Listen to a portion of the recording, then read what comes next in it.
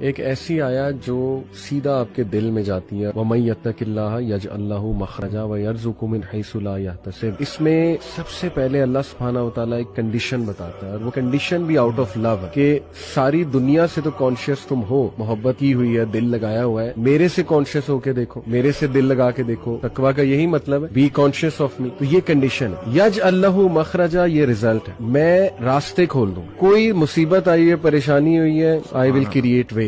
اور یہاں نہیں رکے اللہ، اس سے بھی ایکسٹرا ہے، وَيَرْزُقُ مِنْ حَيْثُ لَا يَحْتَسِبُ، وہاں سے دوں گا کہ تمہارا گمان بھی نہیں جا سکتا۔ تو this in a nutshell to me is Islam, number 1 condition, nothing comes without a condition, but this condition is amazing. یہ وہ کنڈیشن ہے جو آپ کو فری کر دے گی، امپاور کر دے گی، دیٹس دی کنڈیشن۔ اس کے بعد اس کنڈیشن کا ریزلٹ ہے، ایک پرومس ہے، اور پرومس کے بعد ایکسٹرا بھی ہے کہ احسان کے لیول پہ جا کے اللہ سے زیادہ احسان کرنے والا کون ہے۔